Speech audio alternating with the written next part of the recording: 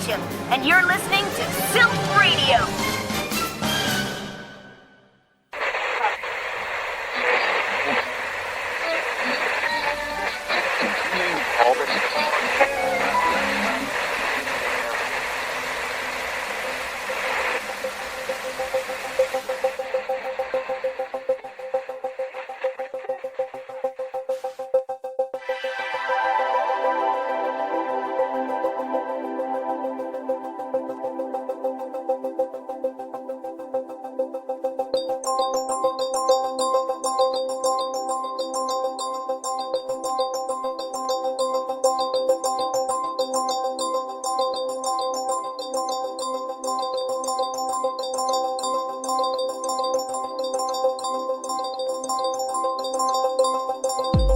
This is Silph Radio, a Pokemon-centered podcast. This is an unauthorized podcast for adult, or rather, mature listeners, and we have no affiliation whatsoever with Nintendo, Game Freak, or anybody else officially associated with Pokemon in any capacity. Here on this podcast, we make a lot of jokes, and we think way too deeply and way too much about Pokemon, and we talk too much about Pokemon. So we made a podcast so we could stop annoying our uninterested friends, family, and coworkers.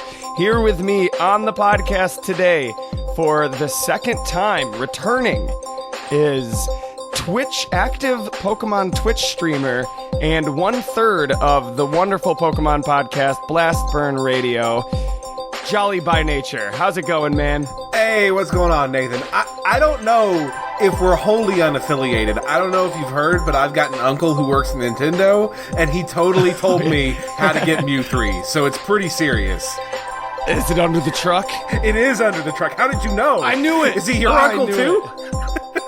He is my uncle, too. He has a lot of nephews and nieces, as it were. Yep. No, I'm pretty good, man. How are you? I'm doing great. It's good to see you. Good to hear your voice back on the Silph waves. I don't know what I was trying there. Let's pretend I didn't say that. Thank you for coming. I'm gonna just assume that our listeners are familiar with your show already, because a lot of our new listeners have actually been coming over from your show. So I want to thank you for that, and I want to thank you for bringing my attention to the mind-bending, earth-shattering topic that we're going to be covering today. Absolutely. I was at work and I was browsing Reddit, and I stumbled across this like as it was breaking news, and I just went, holy shit, Nathan's gonna shoot himself. So... Oh my god.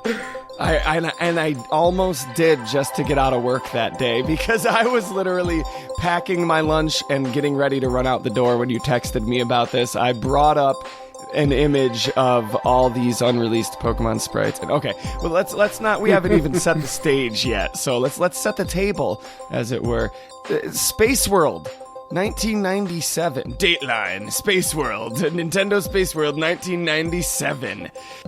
Pokemon Red and Green are huge in Japan, and Pokemon Gold and Silver are looming on the horizon as upcoming sequels. Pocket Monsters 2 for a while there.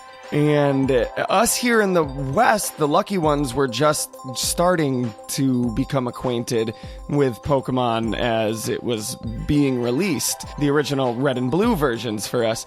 And little did we know at the time that there was basically, Spaceworld is Nintendo's E3. And over at Spaceworld in 1997, they were debuting the Pokemon Gold demo for visitors to play. Yep, they had 2 rows of consoles, one with gold, one with silver, although at that point in development, there weren't very many differences between them. In fact, they both actually on the title screen had Ho-Oh. Lugia was not even a thing yet. Lugia wasn't a thing. You know, that doesn't surprise me too much, though, to be honest. Yeah. Ho-Oh was in the first episode of the anime, And back in the days of like Pokegods, which like, holy shit, this episode's a spiritual successor or a spiritual sequel to the Pokegods episode, because this is what I dreamed of fucking finding when I was. These are the real Pokegods as far as I'm concerned. All praise Firebear. But Lugia was also never. I never heard of Lugia until I think it was like Game Pro magazine even that showed basically until the second movie was announced in Japan. It was called Revelation Lugia, and Ho-Oh had leaked along with Togepi and Ampharos and Snubbull onto the internet, and I knew who Ho-Oh was long before I knew who Lugia was. In my research for this episode, actually, I'm pretty sure it's just a theory, but it's a convincing one, and it seems to be well regarded, that Lugia's design was commissioned for the second Pokemon movie. That they got the idea for the movie and then designed Lugia around it and then found a place for him in the game. So the anime actually came first for that particular Pokemon. I hate that I believe that wholeheartedly because I do. Yeah, because that seems to be their gig nowadays, is they make up a legendary and it's used in the movie and never again and barely in the game, you know. Yeah. That's okay. But we're talking about happy things today. We are talking about happy things. Yeah. So I'm actually curious because you said they had gold and silver on display there. Why was because this was like a mythical moment talked about or whispered of in the fandom for years. And I feel like I always heard it referred to as the Spaceworld 97 Pokemon Gold demo and not the gold and silver demo, or I don't know. Is that a false memory? Obviously, I can't speak for historically. I know that the reason that everyone is referring to the current stuff as Pokemon Gold demo is because it was gold that was released first. So they've both been released since. They're both out there.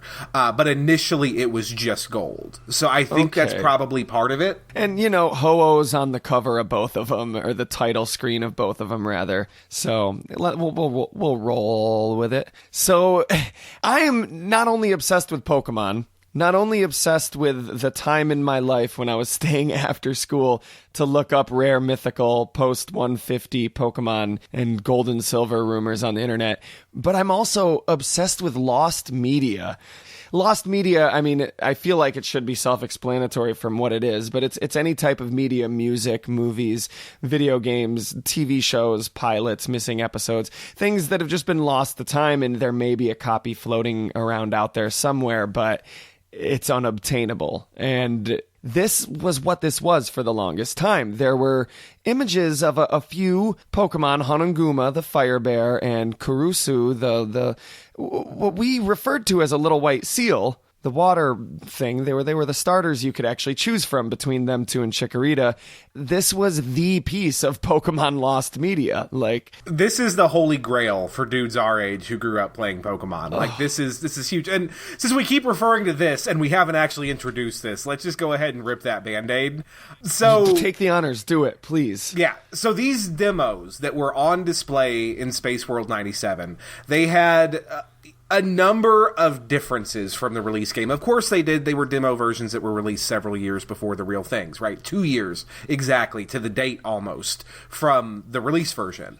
And up until now, all we've had... It was basically the beta. Yeah, exactly. And all we've had is these spotty recollections and a very few photographs to document what might have been different. We had pictures of Hoppip and Chikorita who look slightly different than the forms that we're used to. We had recollections of people who played it that the water and fire starters were completely unrecognized. And that there were other differences. Girafarig, we had a picture of his sprite with the full giraffe back half. And there have been these, like, watercolor images floating around the internet for decades now of Girafarig, Hanunguma, Kurusu that almost look like official beta artwork. And a lot of people probably believe that they are. They're not. They're fan-made images. I think the general belief is that they were made to discuss Spaceworld in a video game magazine or something, but they were made by fans that were there and played the demo, and I believe those are still the official images used on Bulbapedia to this day. But yeah. So yeah. So up until now, this has been lost media. This has been something that we thought was just lost to the sands of time, and all we had was, again, like the word of mouth recollections of the people who got their hands on it. Well, recently, actually, on May 31st of this year, which, for the record, today, as of this recording, is June 6th. So we're talking a week ago. Yeah, and by the time you're listening to this, I'm sorry. It's we're gonna be so far behind everybody else that this will be a lost demo again by the time you hear this. Well, the good news is if it takes at least a month for this episode to go live, it'll have an English patch released. So look forward to that. But on May 31st, an anonymous 4chan user dumped a ROM copy of the Pokemon Gold Spaceworld beta, along with data mined information from this ROM, including Pokemon sprites, map and world information, and more. Now, it was later revealed within the next 48 hours that the demos of both versions, both Gold and Silver, had been previously obtained by the Cutting Room Floor, which is a site dedicated to unearthing and researching unused and cut content from video games. It's not clear if the person who leaked it on 4chan stole it from them, or if they, by happenstance, also obtained this leak. But it was pre-leaked. The Cutting Room Floor at that time was already hard at work translating the demos and planned to offer a full playable release in late June or early July, including a fully translated English patch. Since the early release, they have released all of the content that they currently have prepared. So most of what you have seen online, if you have looked into this leak, most likely originated from the Cutting Room Floor. So be sure to thank them for the hard work that they're doing. The specific team of their website that is working on this is actually on Twitter at Team Spaceworld. So give them a follow, give them a thank you. They're working really, really hard. I wanna thank you guys. Thank you. They've done so much work. They've gone as far as taking their best shot at giving each of these Pokemon official names, to the extent that I'll give their official names credit. I do want to say I hear a lot of people using these fan names as if they are actual official names. They're not, but it's the closest I've ever seen any fan come up with. They're actually translating and analyzing and translating the Japanese names, figuring out the roots and origins of what went into the naming of the Pokemon in Japan, and coming up with a likewise comparable, English name that sounds like a Pokemon name. And because they're not official names, I can't help but lean towards the Japanese name, but I'll go back and forth depending on the Pokemon. It's phenomenal, man. It really is. And this is all right on the heels of the recent news about Gorochu, which we haven't talked about on the show yet, but who was it? It wasn't Satoshi Tajiri. Who was being interviewed? Someone at Game Freak. Oh, goodness. Was it Masuda? I don't think it was. Maybe it was. I don't know, but someone was being interviewed. No. It was Sugimori and the lady that designed Pikachu, right? That's right. Yeah, it was. I feel like a dick for not remembering her name. I am a dick for not remembering her name. That's why I feel like one. But Pikachu originally had a third stage evolution in the beta designing for the original Pokemon games. That's not a part of this leak. It had already been scrapped for several years. But a third stage evolution named Gorochu with horns and fangs. He was a fucking demon.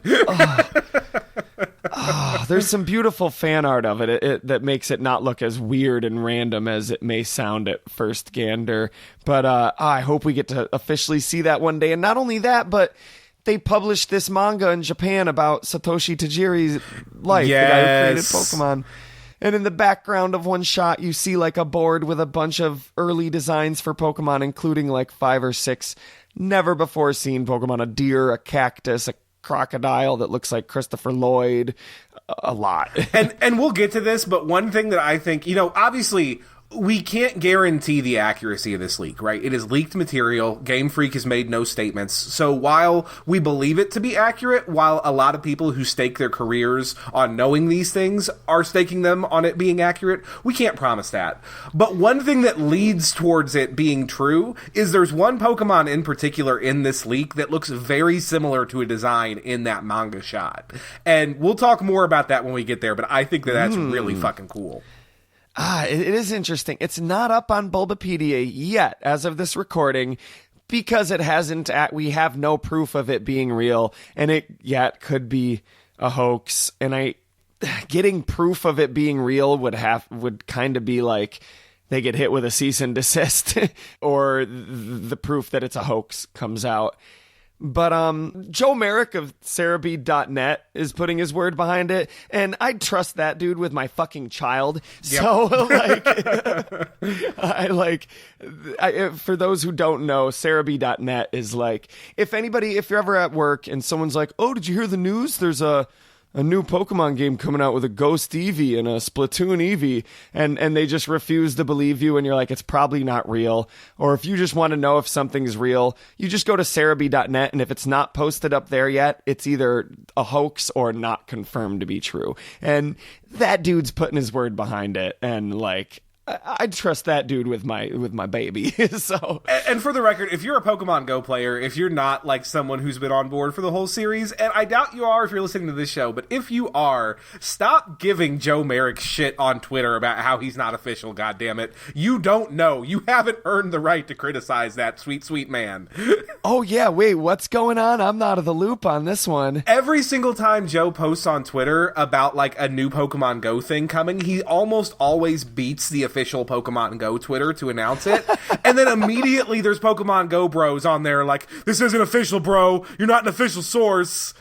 Nah, man, listen, if you're listening and you're giving him shit, I do not condone that. So if you found us by searching for that fake ass Silph radio, and I gotta let you know that the real Silph radio says no. That dude is a fucking saint and a hero.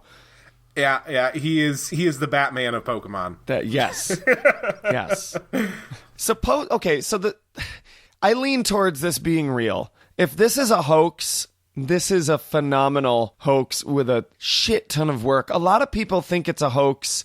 The timing with it coming out right after those reveals about the beta red and green stuff is really weird, but I feel like, honestly, that's more evidence that it's not a hoax than that it is a hoax, because there's no way they could have made a hoax of this magnitude as a reactionary measure to that news. If this is fake, it's a fake that they've been working on for years, and that's a ridiculous amount of dedication. And they got lucky as fuck if this is fake.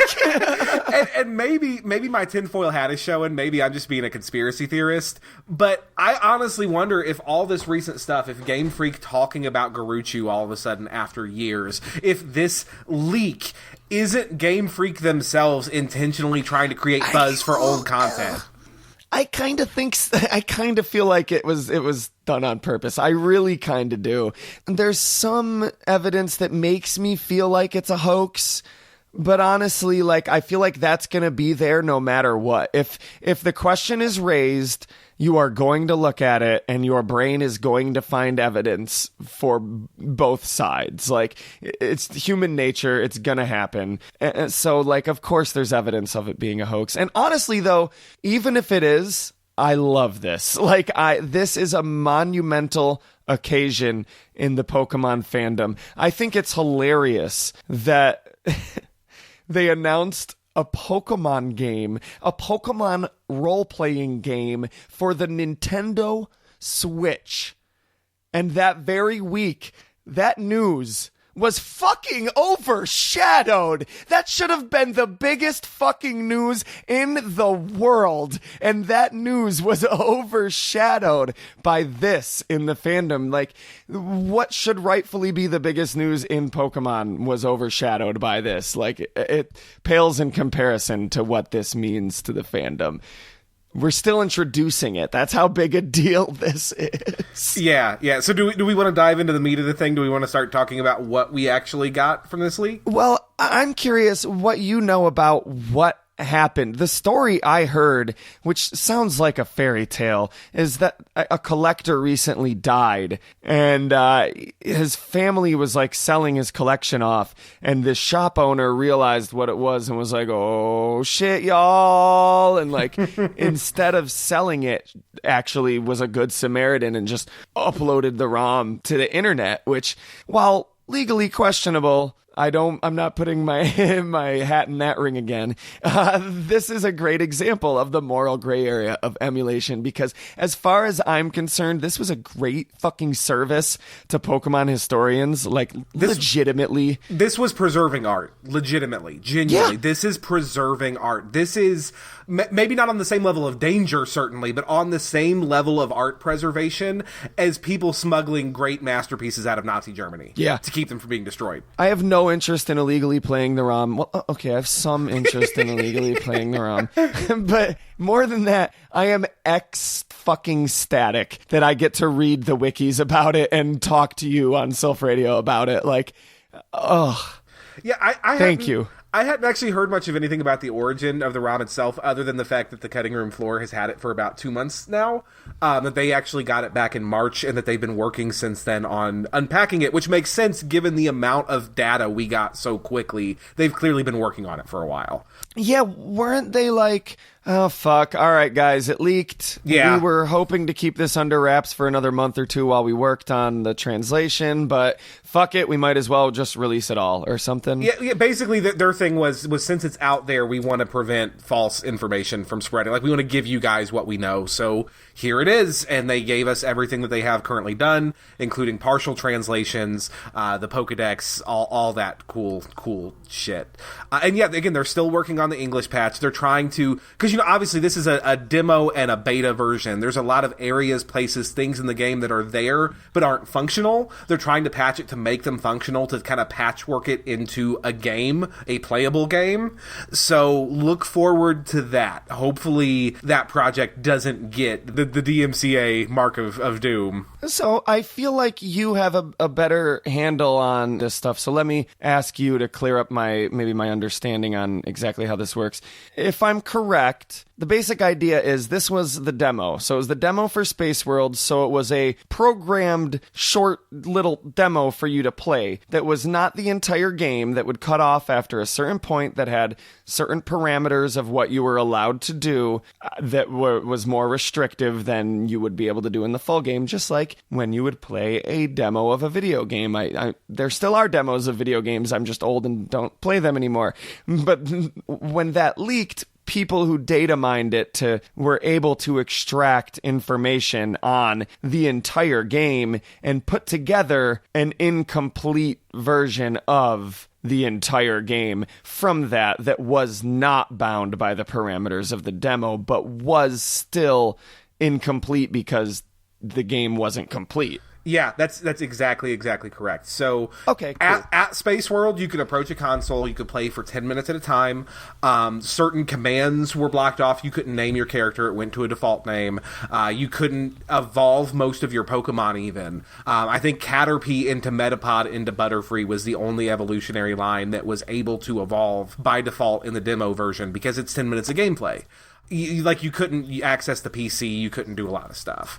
And if you whited it out, it just sent you right back to the title screen. Your time was up. Okay. But yes, all the information, or I mean, I can't necessarily say all. Obviously, I'm not in Game Freak's office in 1997. But a lot of additional information was on the cartridge. It seems like this was a development cartridge that they just kind of quarantined off their demo section on. So I mean, there's a world map, there is a Pokedex, there is all sorts of really, really cool shit.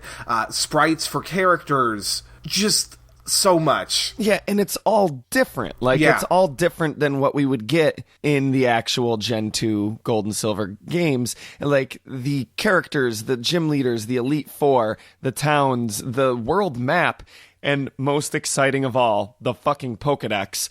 The Pokemon that are in this game were all different. So that includes fucking evolutions to Pokemon from the original 150 that includes alternate versions of Johto Pokemon, a few alternate versions of fucking Pokemon from future generations, baby versions of the original 150 from Kanto, and a ton of unreleased, never before seen Pokemon.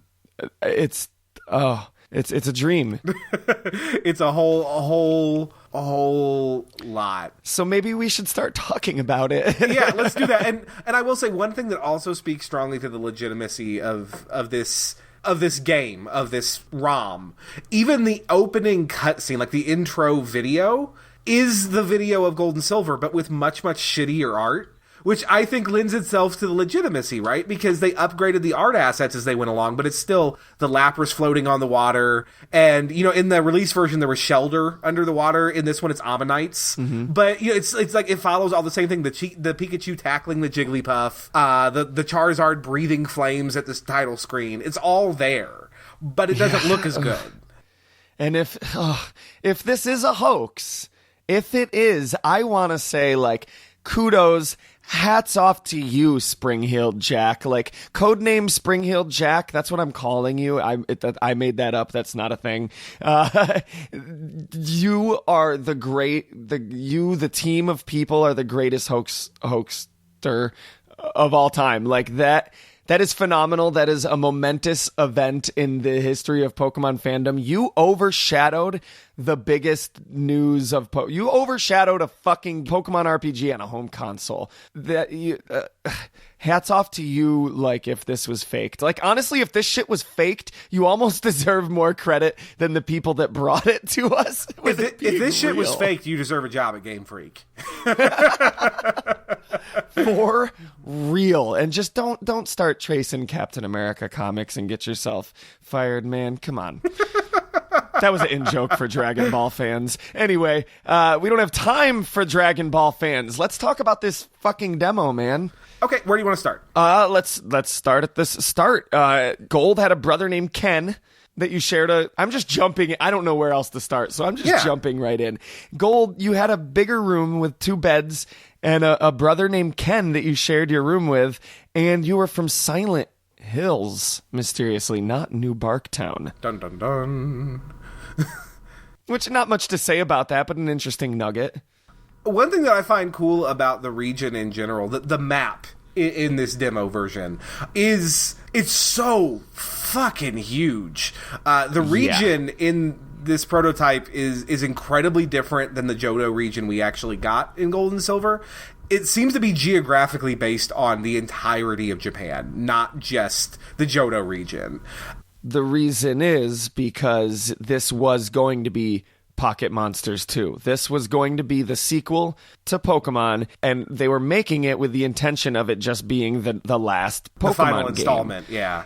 Yeah, they weren't. I don't think they were like, this is it, I never want to do it. But they're like, wow, lightning doesn't strike twice. We're getting a sequel for our game. Let's go all out. Yep. Let's send this off proper. And then they realized, oh shit, we have the number one money-making franchise of all time for over a decade on our hands, people. Let's really take advantage of this and milk this. And they made it an ongoing franchise. But it was going to be the end-all, be-all Pokemon game with a region based entirely on Japan. So for you hardcore Pokemon fans who already know that Kanto, Johto, Sinnoh, and Hoenn are all based on regions of Japan, it was going to include all of those regions, theoretically. Yeah, and it's kind of cool because the Kanto region from Pokemon is actually compressed into the Kanto region of Japan, which makes it really small and shitty because it doesn't fit. So that's really kind of probably the biggest negative of this world map is just how small and crappy Kanto is. It's crazy because, it's like the spot for one city. It's massive for a city, because it's one, one load screen, if you will. And it's cool how you can look and see, there's Pallet Town. So there's only one gym in all of, where would that be? Would that be Pewter City? I mean, I think it would have to kind of be, I guess upper left. Upper left.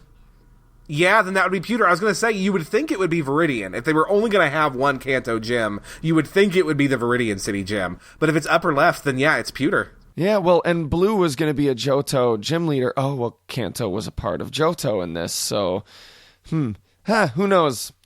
Who knows? Very interesting. And fucking cities that ended up in Sinnoh. Yeah. Well, more or less. It's subjective, but you look at them back next to each other, side to side, like, it looks like this city was redesigned and used later, like 2 generations later in Sinnoh. Like, and that's kind of a trending theme here. Like, I'm starting to see why there's so much connection between Gen 4 and Gen 2, because not only did Gen 4 draw a lot of influence from Gen 2 aesthetically, but clearly they drew from a lot of these concepts that were unused in the beta. I mean, yeah, you're right. I wasn't even thinking about how they're spiritually linked because of the remakes that were released, and there's so much crossover. And wow, you're right. You know, again, there's 3 cities in particular: New Type City, North City, and Blue Forest in this demo that very clearly resemble areas in Sinnoh. New Type. What's up? Can I ask? Isn't there somewhere in Sinnoh that's also in Johto or something? Was it like somewhere that you visited in like an event or something? Maybe I'm just imagining things, but I feel like I remember that when I lived with John Cobb, Phil's older brother. I feel like I remember being like, oh wow, this place is in Silver, and so that means Sinnoh and Johto must be touching each other. I mean, maybe I'm just imagining that. Bear in mind, I have less experience with Gen 4 than I do with any other Pokemon games. I'm actually playing through Platinum for the first time ever right now for Blastburn Radio, so that's really cool. Or was it the Ruins of Alph? There was like another thing that looked like the Ruins of Alph. Yeah, there's Sinnoh. There's the Salacion ruins in Sinnoh that are full of unknowns. So that's probably what you're thinking of, honestly. Because yes, they're very thematically similar to the Ruins of Alph, and they are full of unknown. Okay. But yeah, so there are 3 cities in the demo: New Type, North, and Blue Forest, which are very clearly referenced in the designing of Sinnoh.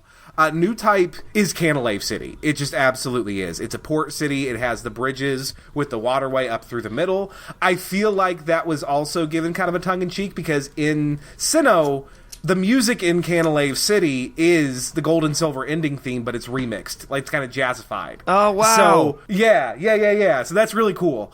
North and Blue Forest are both snow-covered areas that seem to have been referenced to some degree in the design of Snow Point City. Yeah, and even if you just have a passing familiarity with Sinnoh and Gen 4, you know that's the Pokemon game with snow in it. Like, yeah. Fucking snow. So yeah, clearly they went back to that well when it came time for Gen 4 to see what was left on the table, and they made good use of it. So fucking good on you, Game Freak. So spoiler for my summary, I guess, but that's the biggest takeaway for me on this is how impressed I am with Game Freak for not wasting a damn scrap of creativity. Fucking good on you.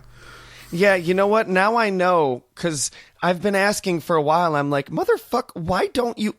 Like, ever since the Gorochu thing, I was like, wait, what? And you just... what? And you just say it like it ain't no thing in a...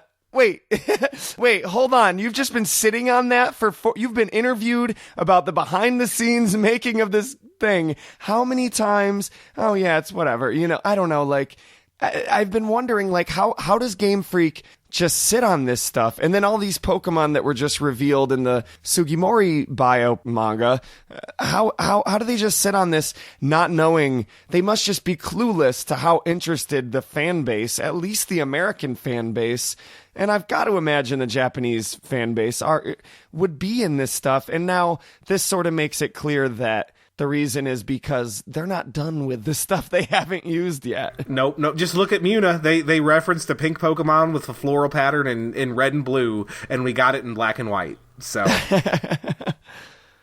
man, it's crazy. The Elite Four. I read this in like 1 or 2 spots, but I was having trouble verifying it. But supposedly the Elite Four was Misty, Lorelei, Bruno, and Giovanni. Yeah, and that's real cool. I would have been real interested to see what story twists it came up with that would lead to Giovanni still being in the Pokemon League and having actually promoted within the Pokemon League since the events of Red and Blue. Clearly that's something we'll never know. Maybe that's why they abandoned that thread. Maybe they couldn't think of a good narrative to tie that together. But yeah. I gotta say, Misty in the Elite Four, I'm really sad that we missed out on that. Like, oh, that's cool. I gotta say, that would have given my goddamn Meganium a chance to shine, because a good grass type would have ripped the shit out of that gym. Out of that Elite Four, out of that Pokemon League. Oh, man, yeah. Bruno's always been kind of uninteresting. I don't know why they insisted on having Bruno in there. They definitely could have left Bruno out and put Misty in there.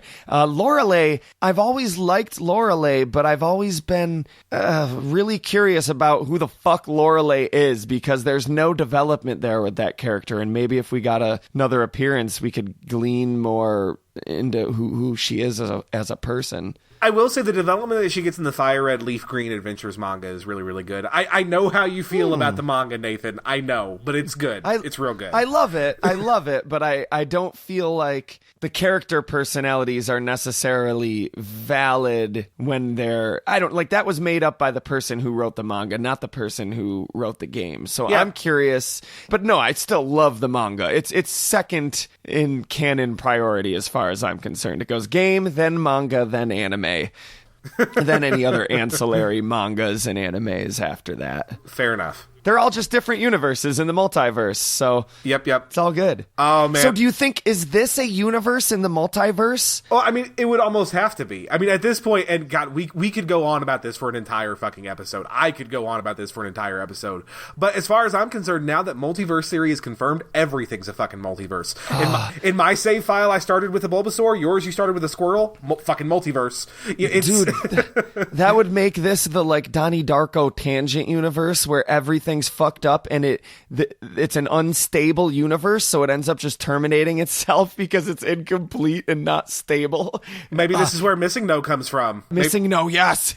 Donnie Dark Type. The story of Missing No. It's Donnie Dark Type is what the name of this movie is. I love it. Somebody uses the time capsule to trade Pokemon. There is a legitimate fan theory that that's where Ultra Beast and Missing No come from, that the time capsule collapsed that universe. And then you got Roberta Spiro. I love this. Yep. Please insert Twilight, or not Twilight Zone, please insert X-Files music here. All right, so we could theoretically go on and on and on and on. And on about, like, all the differences and the items and the ice bikinis and everything. The fucking skateboard. Everything that was in this game. It was the 90s. There had to be a skateboard. Don't have a cow, man. But you could do it inside, oddly enough. I guess that's one aspect of Pokemon culture that we never, really explored, is that you can't... It's not cool to ride your bike indoors, but skateboarding indoors is... totally chill, dude. Besides that, though, really what we're here to fucking talk about is the Pokemon. That's what we've been here to talk about for 60 episodes, and that's what we're here to talk about today. But I think there's one more thing that does deserve an obligatory mention that inevitably got scrapped because, let's face it, they were trying to do a lot in this game, and they didn't have room for shit like this. But there was all sorts of mini games that you could play. I don't know. Did you see anything there was a about bunch that? of them. One of them was straight up poker, which I could see why they stepped away from that, because it was just literally fucking 5-card stud poker. 5-suit poker too. Pikachu, Jigglypuff, Oddish, Porygon, and Poliwag. I want that deck of cards. That's fucking awesome. Oh, absolutely. But yeah, so that was a lot. Fucking that was poker. a lot. There was also Pokemon Picross, which is kind of cool because that was supposed to be its own title that got scrapped, and it seems like it actually got its start in Pokemon Gold and Silver beta that also got scrapped. Yeah, there was Super Mario Run. Oh, well, it was Pikachu, and you were collecting music notes. But yeah, basically same idea. Yeah. But that's who cares? Who fucking cares? Who cares? Who the fuck cares? Let's stop wasting time. There's a Pokedex to explore. Yes, and it is a really exciting one too. I like this one a lot. Yeah.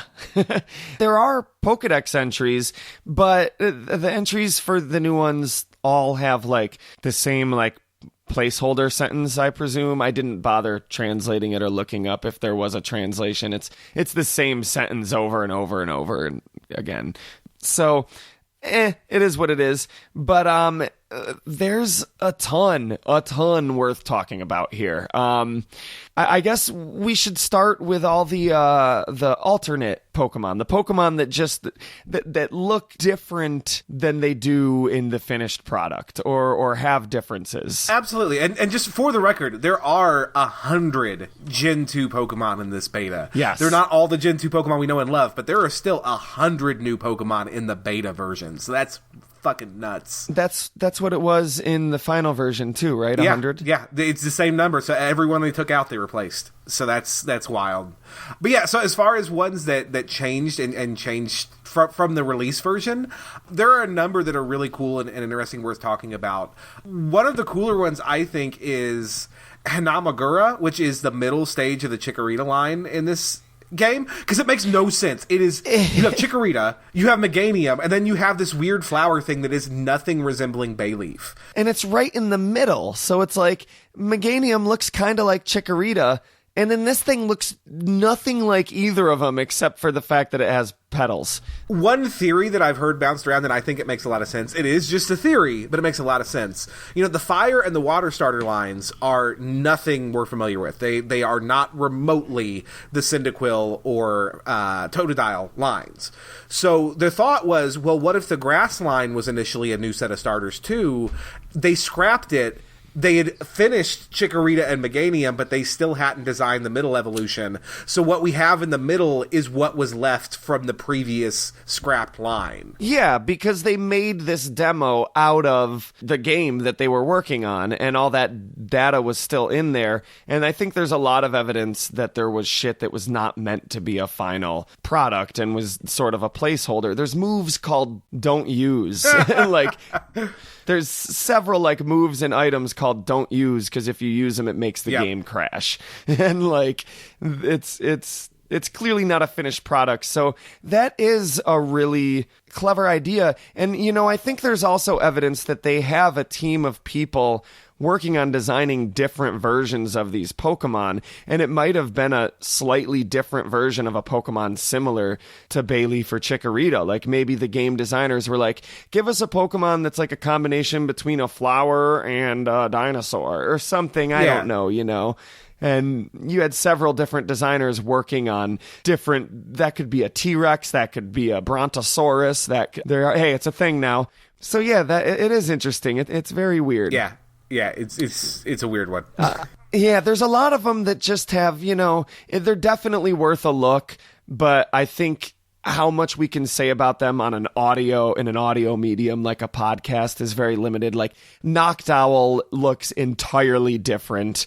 Meryl was pink, but there's a lot of these that I don't really know what we'd say about it, but I'd feel bad not mentioning them. Well, one thing that I think is really cool about Noctowl in particular, he keeps the single leg of Hoot Hoot, so he doesn't have 2 feet. So I think that's neat. And also, like, he's really angular, and I think that's really cool in general.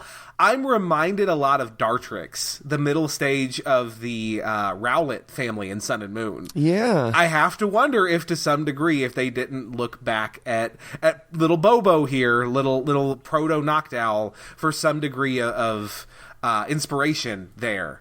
But yeah, there's a lot of cool stuff. Remoraid and Octillery actually look like the weapons that they're based on. Yes. Which I totally understand why they scrapped, because that's horrifying, frankly, that you're just like, here, child, have this gun. But but, you know, I agree. It is. It's really weird in our culture that the number one, like, thing we give to children is, like, things meant for simulating straight killing. Murder. But, yeah, it's really weird. But that said, I don't think it's socially irresponsible for them to make a Pokemon based on a squirt gun and army toys. Like, I always knew that Octillery was based on a tank. I never really got the relationship between Remoraid and Octillery, but if you look at the original design for Remoraid, it is very clearly based on a squirt gun, and it's a water type.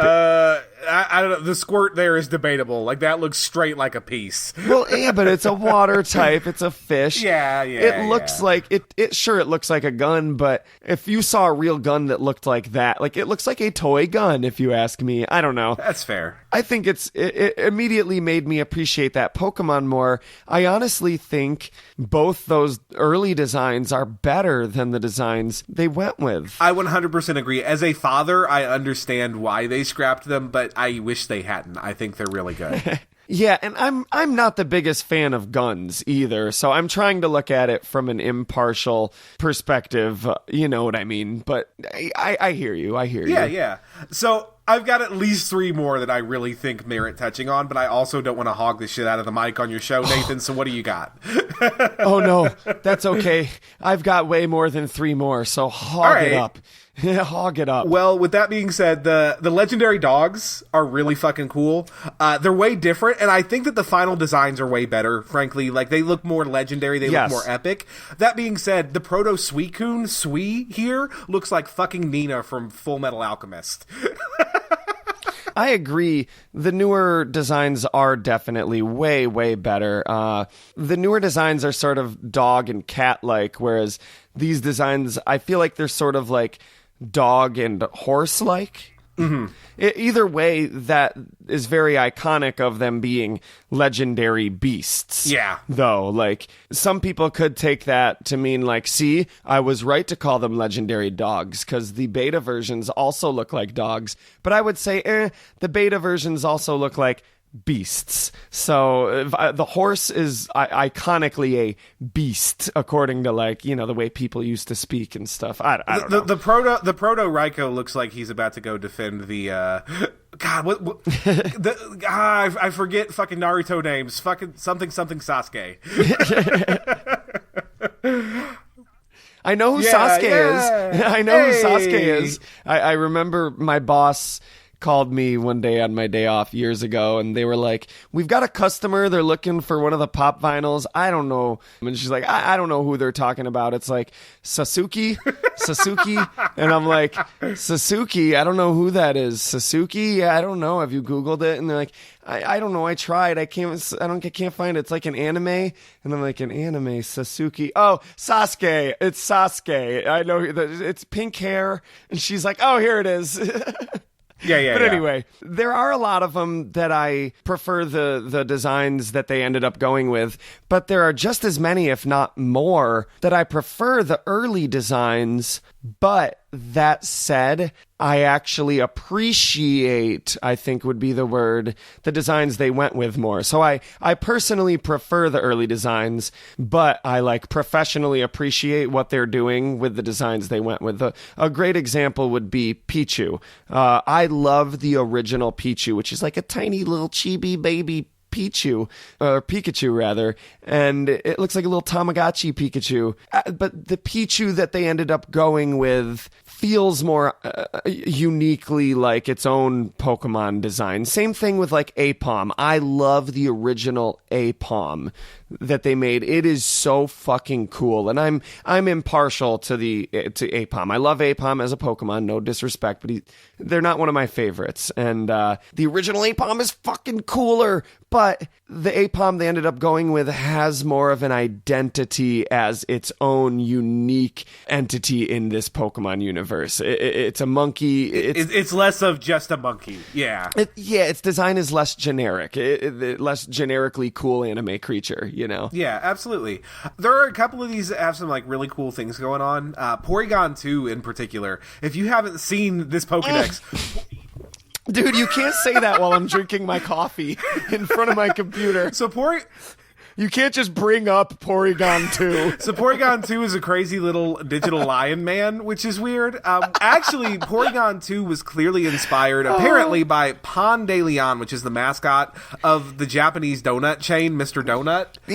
Supposedly, like but Here's the thing, though. Okay, so yeah, there's a Japanese chain called Mr. Donut, and they have a mascot that's like this lion made of donut holes. Yeah, made of little munchkins or timbits for our north of the border listeners.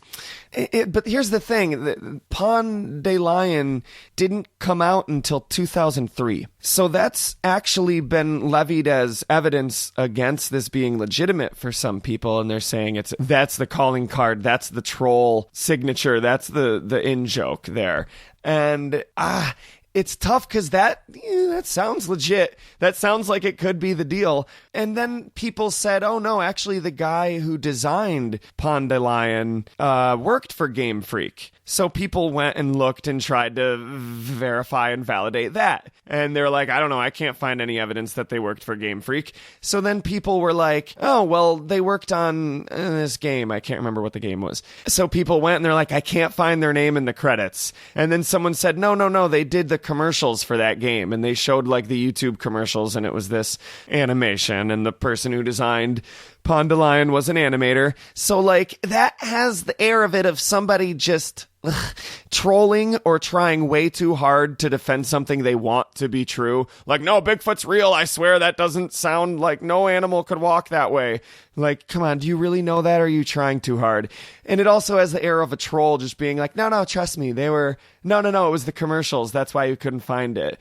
But it also has the air of that could be legit. That kind of holds water of like the natural way this lost media shit does get verified and found. But I'm sorry, I keep talking. But at the same time, when I saw that lion, I didn't know who Pon de Lion was, the donut lion. And I saw that and was like, oh, look, it's like one of those little baby lion toys. Like, I swear I've seen that design before of a lion whose mane is made up of like the geometric shape of balls. Its head is a ball. Its body is made up of little balls. It looks like an early CG lion. Yeah, it's also possible that it was just a case of concurrent design of two different people having the same idea at approximately the same time. That happens in creative mediums all the time. No, it doesn't. Yes, it does. Pokemon, Digimon. But it is really interesting how similar they are. Another thing that's really cool about this design, I think, is, even though they obviously went in a drastically different direction for the final design of Porygon 2. Yeah, I was about to say we haven't even talked about how crazy it is that this is Porygon 2. But we have another man-made Pokemon that, at least in one of its forms, has these geometric orbs all around its head in the form of cast form when it's in its Sunny Day form. So this might be another case of they went back. Oh, really? Yeah, they went back and recycled some of their earlier designs. But yeah, cast form in the sun has like this halo of sunlight, but it's these orange balls around its head. Wow. Oh, cool. It makes sense too, though, as a lot of people are like, what the fuck is this? Why is this Porygon 2? It makes sense if you're thinking about Porygon. Sure, it was a duck, but it was just it was a crude polygon. Its name is Polygon in Japanese, and this was a slightly less crude polygon. It makes sense. I mean, it's a man-made Pokemon, and Pokemon are animals, so I don't see why it would be so shocking that they would draw inspiration in its creation from animals. Yeah. Another one, which is one of the, I think, like, iconic hallmark signature Pokemon of this demo is Girafarig, because it's been known in the fandom for so long. And that's another one that I prefer the original design to, though I do appreciate the final design. I love the original design, and it fucking terrifies me at the same time. Like, I have lost sleep since I have seen that Girafarig's ass. It's a double-sided giraffe. Just imagine the front of Girafarig, the giraffe part, mirrored, and it's yellow on one side, black on the other, and it was normal dark instead of normal psychic, and it had a pre-evolution named Twins that looked like a little, like... conjoined ghastly. Like a little double-headed... yeah, with arms and like, but it was just a dark type. Nothing you've said is incorrect, Nathan, but I do want to say you are not giving the back sprite of that Girafarig fucking justice. Like, that thing is fucking nightmarish. It is a horrifying face. Ooh. It's terrifying. It is creepy. I like it. Oh, it's so cool. It's so cool. Yeah. Oh, it's so cool. There's a lot of weird. Politoed is Okay. totally different, and it evolved with the Heartstone. So we have to talk about Politoed for a minute. We have to. The original design of Politoed. We do. So I love it. So Nathan, are you familiar with Tentaquill? No, Tentaquill. Tentaquill? Tentaquill. Do I want to know? Tentaquill is 4chan's own fake Pokemon. Oh, Kekroc.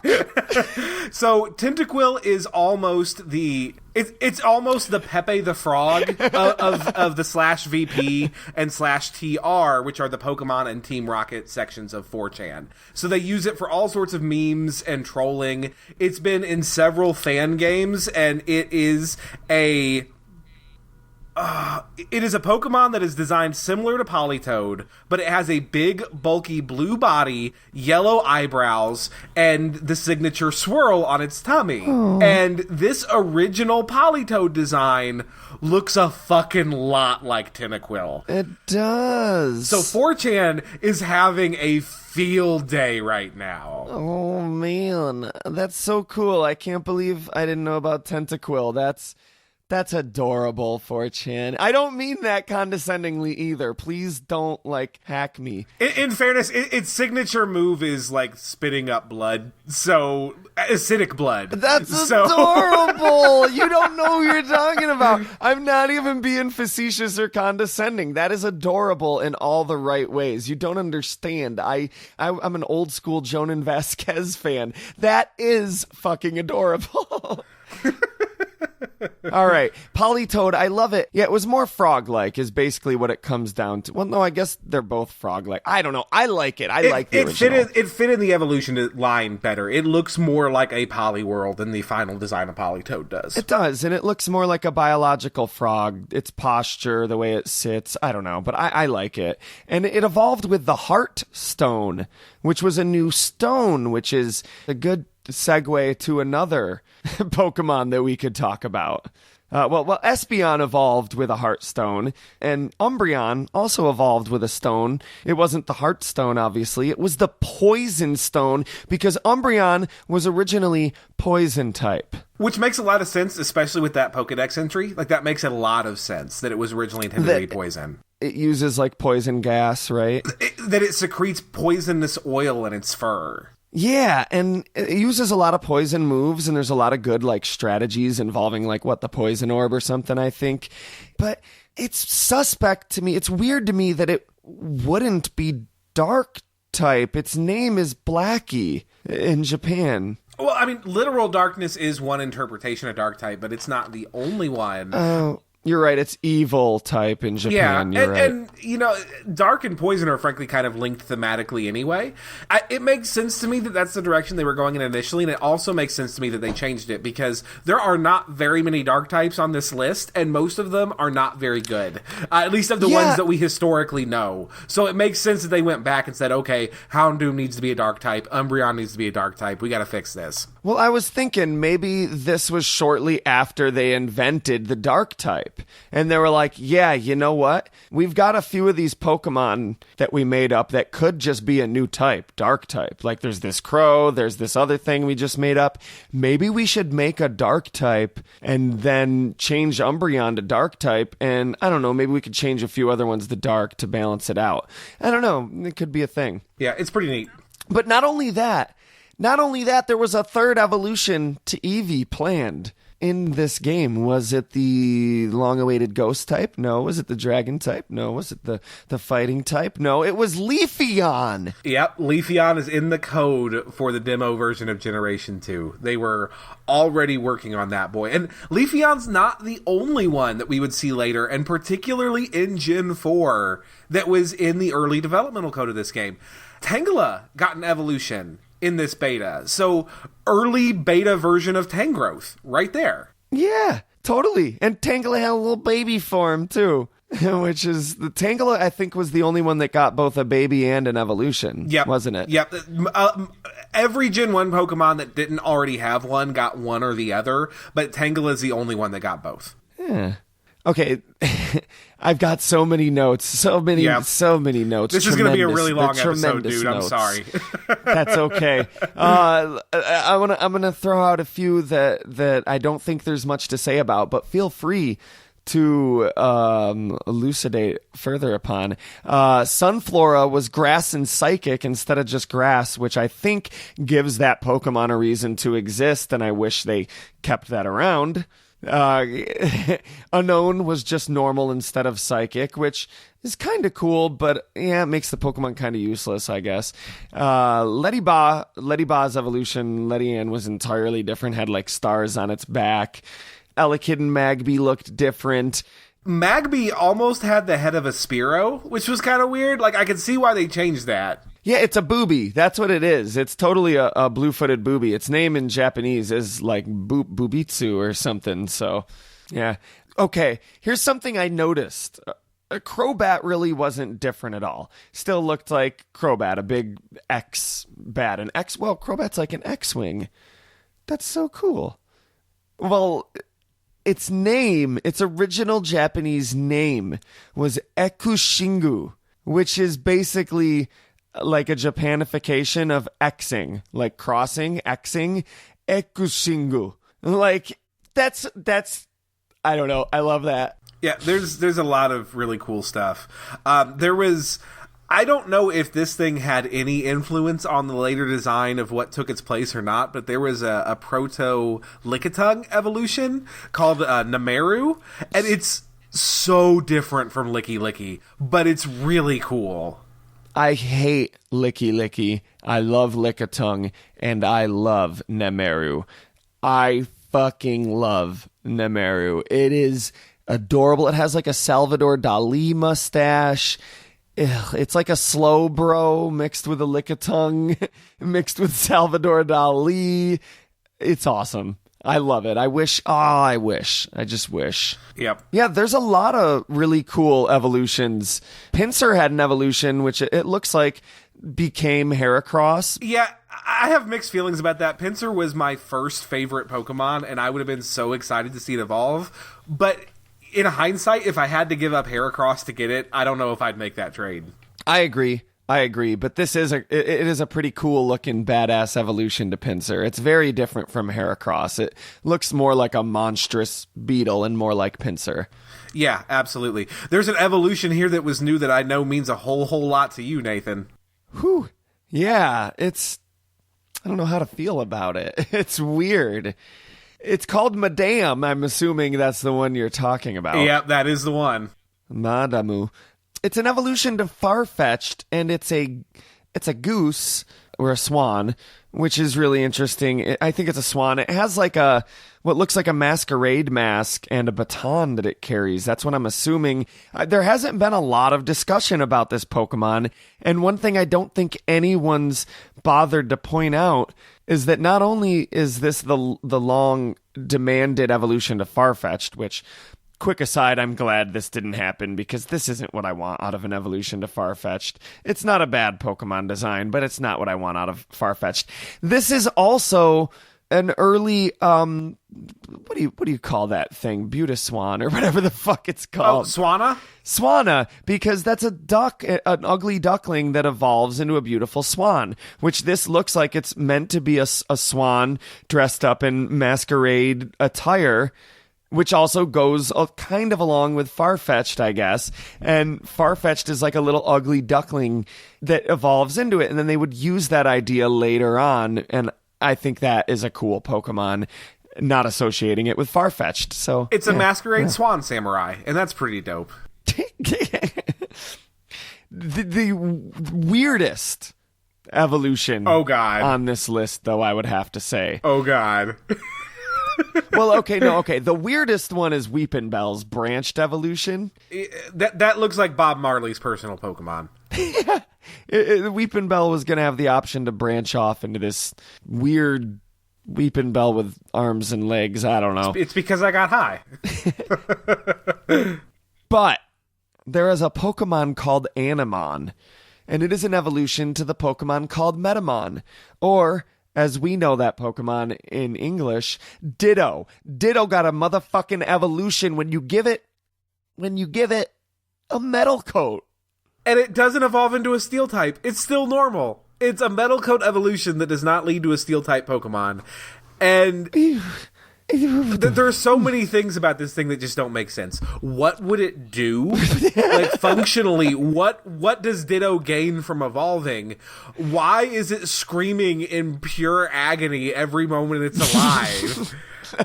I don't understand. It's neat. It's cool. I just don't get it. It's like a Ditto with a horn. It's being speculated that this thing's existence is the reason why Dittos in the wild can be holding the metal powder. And that's kind of cool. It makes a weird kind of sense. But, yeah, Animon's weird, man. Well, yeah, what? Because Ditto can transform into other Pokemon. Yeah. How do you, one-up that and give it, another move or more moves and keep it thematically consistent? Or, would its moves matter if it's just going to trade them away when it transforms? It's... The only way I can see Animon actually improving on Ditto, at least with what they were capable of doing in Gen 2, or what I think they would do, would be to give it Ditto's hidden ability, to give it Imposter, make it transform upon switching in. But this was before abilities, so I'm not sure how they would functionally do that. But it's literally, unless you're just going to break it, that's the only way to improve on Ditto, right? Is to not make it spend a turn transforming. Yeah, I guess that makes sense. That's cool. That's what... what's its name? Zoroark does, right? Yeah, but it's an illusion. It just pretends to be that other Pokemon. So your opponent thinks it is that Pokemon. Yeah, in current games, if you get a hidden ability Ditto, when you switch it in, it just immediately transforms on switch in. So don't nickname your Zoroark. If you want to play strategically. It mimics nickname and everything. It's wild. Well, still then, that's tough. Because your friends are gonna know, if you're playing against your friends, they're gonna be like, "All right, your Pokemon that ain't nicknamed is a fucking Zoroark." Well, it mimics it. It mimics it perfectly. The only frustrating thing is that they introduced Zoroark in the same generation they introduced Team Preview, so people know you're bringing a Zoroark before the match starts, and that's shitty. But otherwise, it's a great little trickster Pokemon. But that's not even remotely on. Yeah, we have so much to talk about.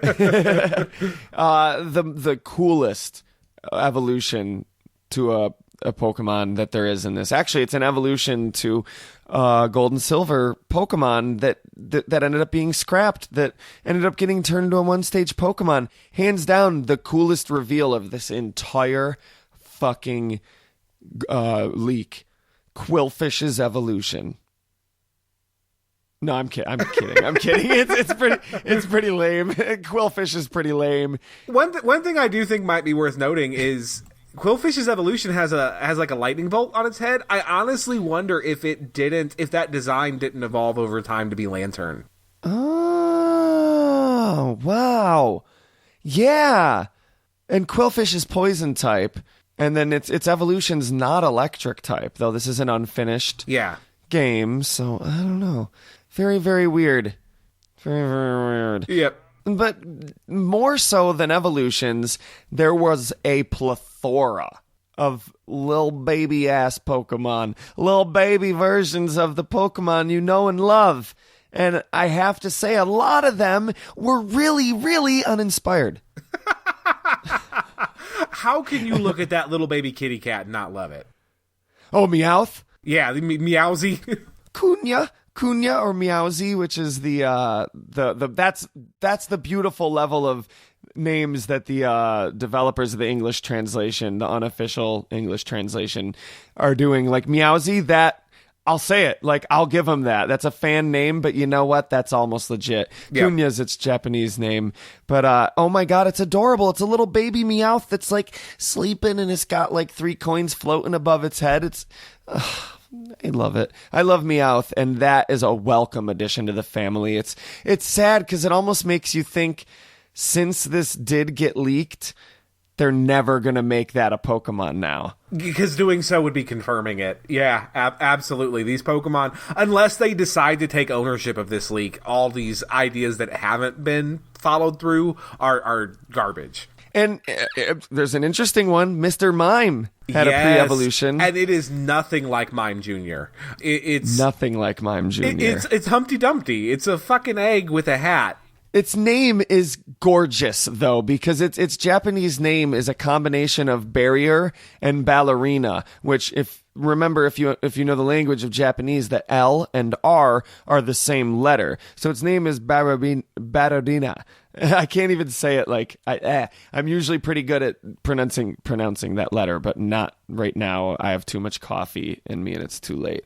But yeah, it's interesting. I kind of like it better than Mime Junior. I don't know though. Do I? I don't know. I think they're both pretty interesting. I think that the dumbest one, personally, for me among the babies, and I mean, there's some of them that are just kind of unnecessary, like the baby Vulpix, the baby Growlithe. They don't really add anything to those families. They're just smaller Ponyta, smaller Growlithe. Whatever. Yeah, I don't like the baby Growlithe. The baby Vulpix, I hate that I agree with you because I fucking love it.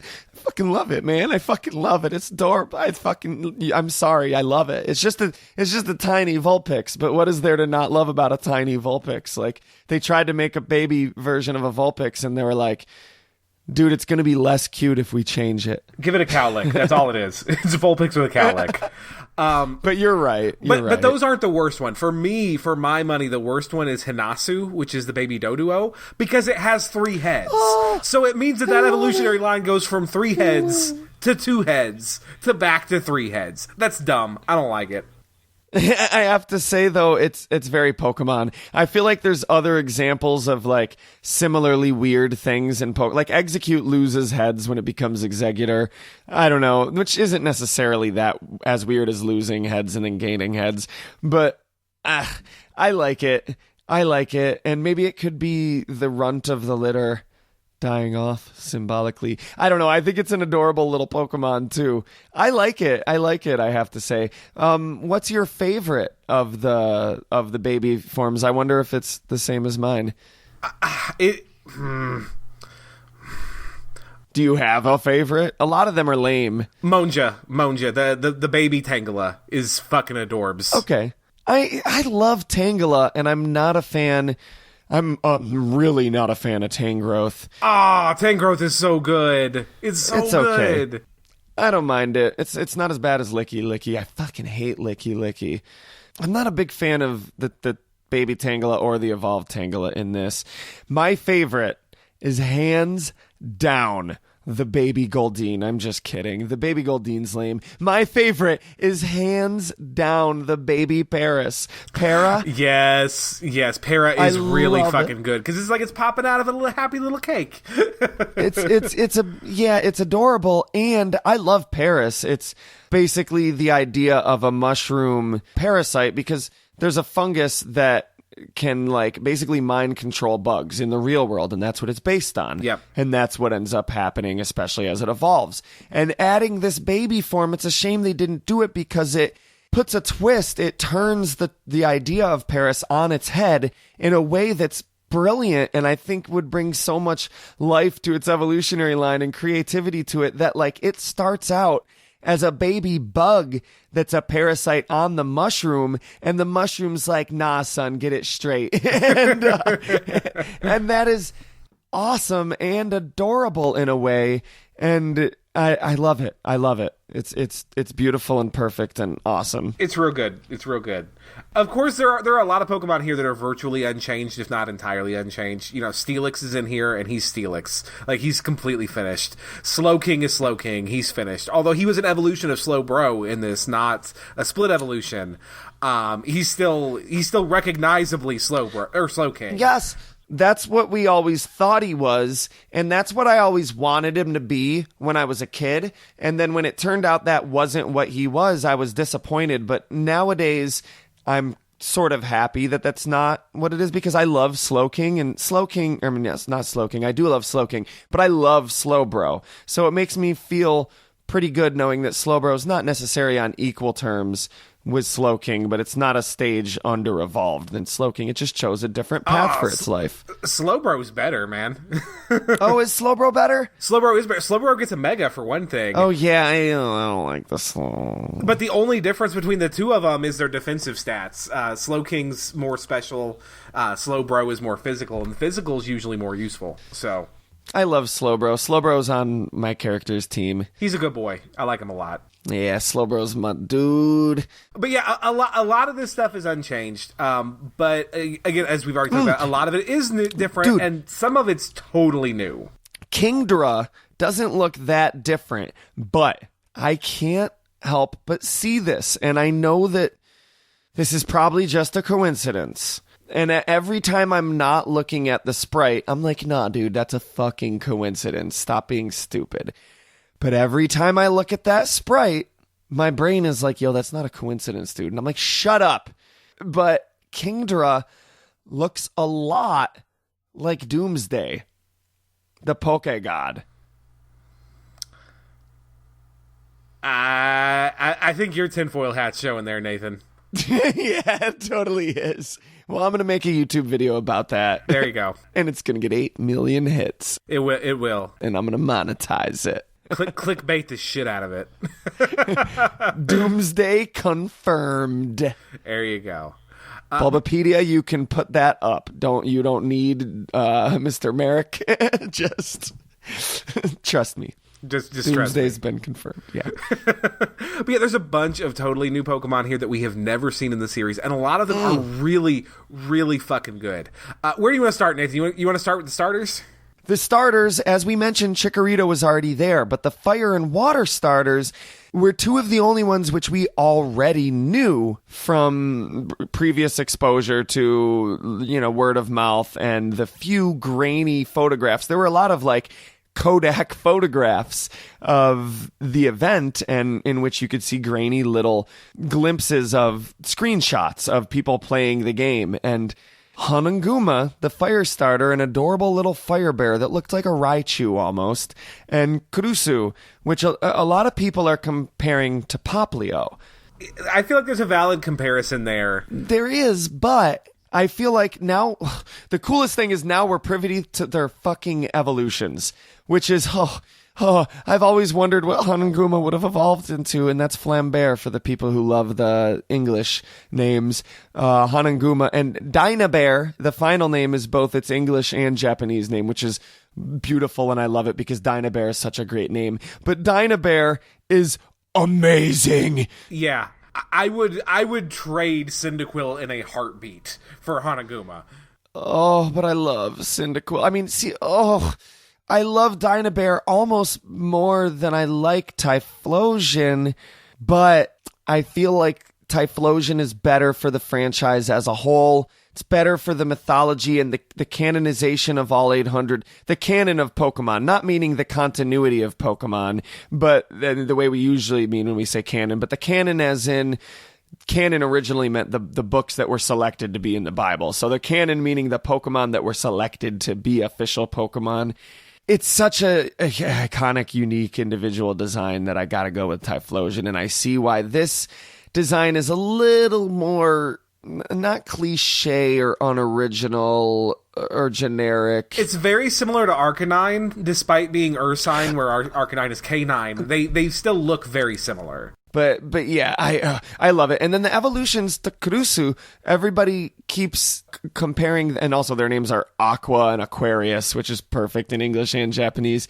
But everybody keeps comparing them to Poplio, and I think they're missing what it actually is. I think Poplio is more of a new design that has nothing to do with Kurus. The reason I think it got scrapped is because they already have Lapras. It's a plesiosaur. It's the Loch Ness Monster. And then they were like, guys, that's unnecessary and it makes Lapras less special. We don't need to do this. And that's totally fair. I do think that Aquarius was almost certainly referenced later when they were designing Samurott. I feel like there's a lot of similarity in how it holds itself, like how it stands on its flippers. Mm-hmm. Yeah. Totally. Touche. There's one that's getting a lot of attention too, named Honey, which may be Mantine. It's like a little angel-looking manta ray. Yeah, I think that's Proto-Mantine. Like, it's very different. The design is very different, but I still think that it's Mantine. And it reminds me of what do they call those little sea angels or sea dragons? Those little blue things. They're like sea slugs, but they're gorgeous. They're fucking beautiful. Do you know what I'm talking about? Yeah, I can't think of the name of them either, but I do know what you're referencing. Yeah. Yeah, it kind of looks like one of those. And of course, Pokemon combine animals, so it could be a reference to both a manta and that. I think that's pretty cool. Then there's this really interesting 3-stage shark Pokemon. Yes, and this is the one I was referencing earlier because the middle stage here, Ikari, is a water steel type, and the front half of it is a shark, the back half of it is an anchor. This Pokemon, or one very, very similar to it, was in that manga shot of all the early Pokemon designs. Yeah, it's a shark with an anchor for a tail. They're calling it Anchorage because its name has roots in the Japanese words for anchor and anger, which I think is amazing that anchor and anger sound the same in English and they sound the same in Japanese. It's weird though because it stops being a shark and starts being Huntail. Yeah, in its third stage. And this line is also really cool because there's very clear delineations to future Pokemon. It starts as an angelfish, which you could argue maybe became Lumineon eventually, maybe, but definitely. Yeah, its name is Manbu 1. Yeah. And the 1 is a number, and people are making a big to-do about that.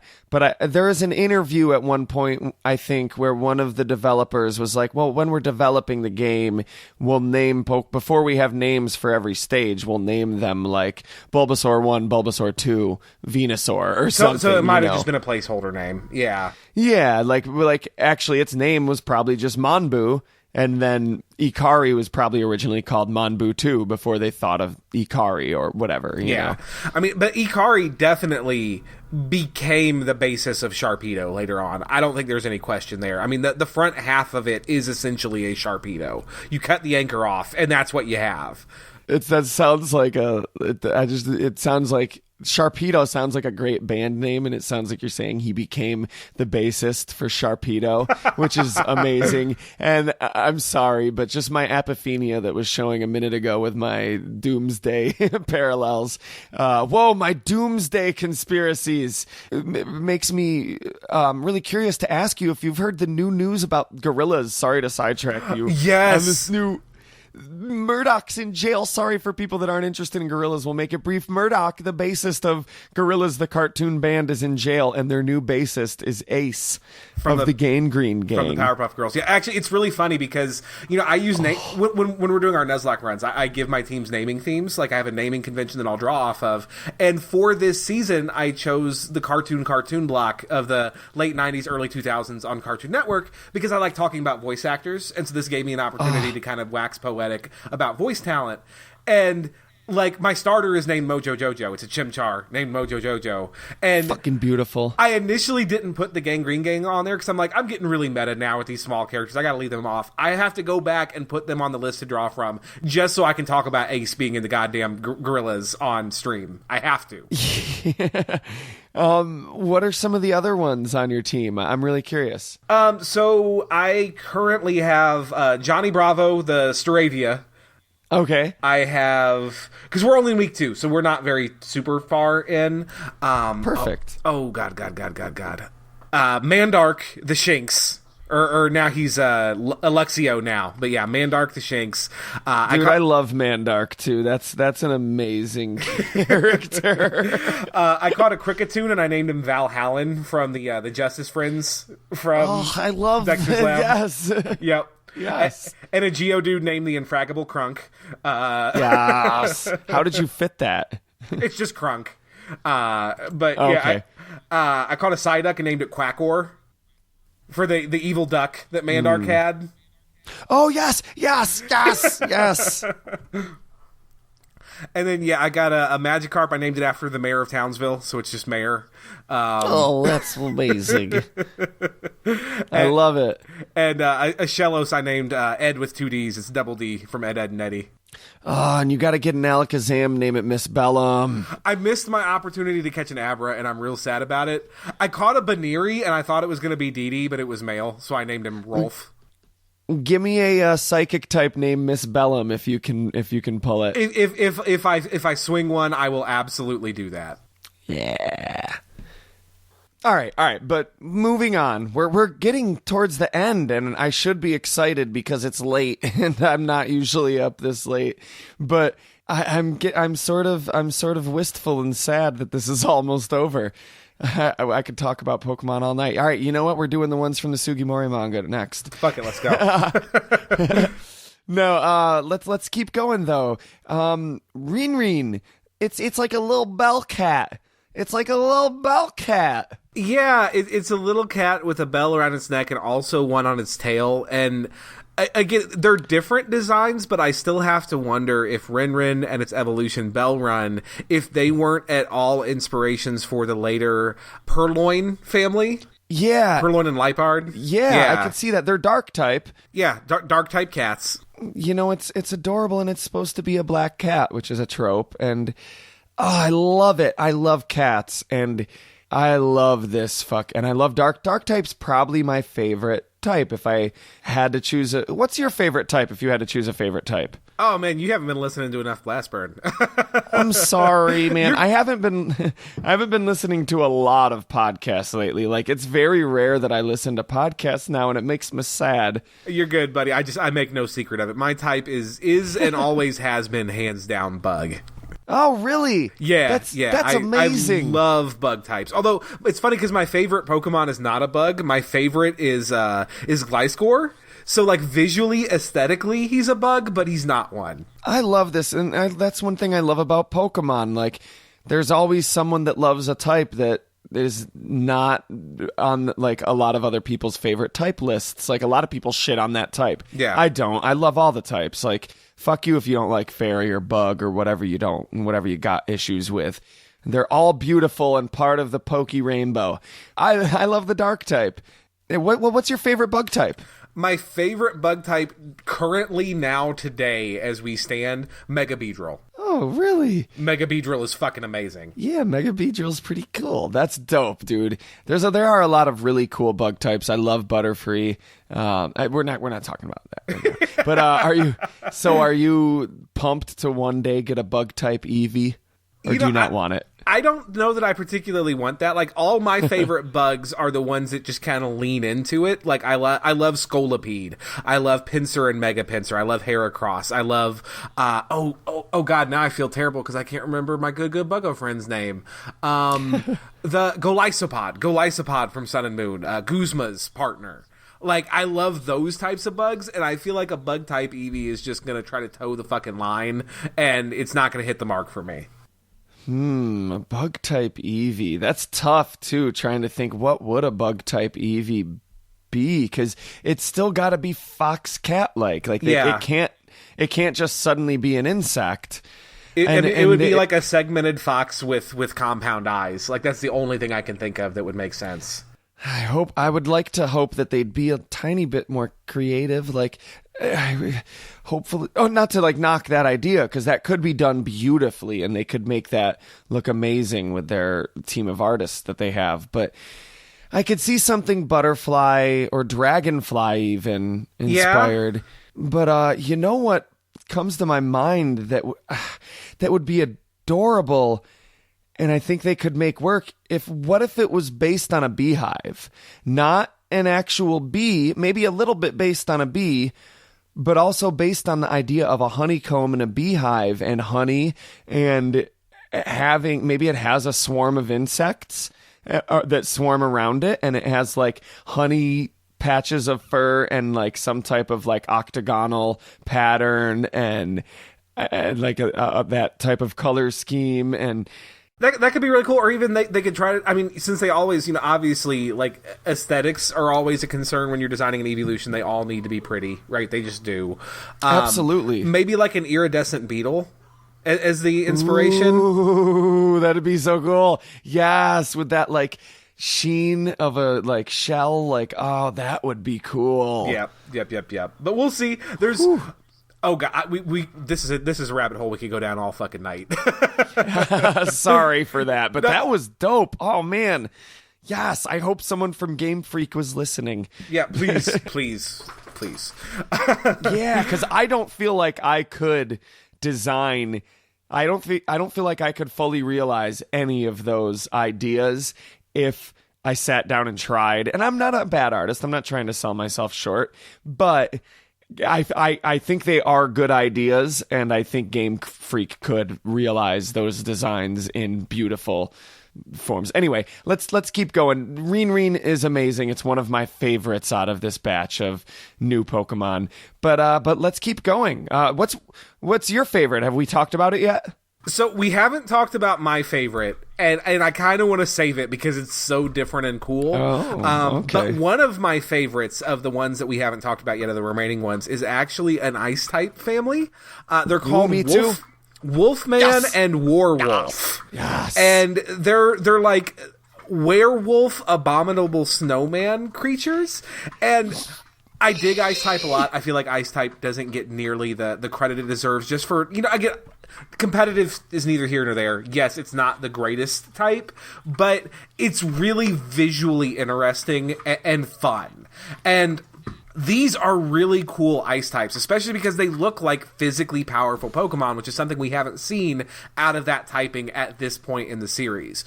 In fact, I would be hard-pressed not to say that these Pokemon look like their designs, or at least facets of them, evolved into what later became Abomasnow.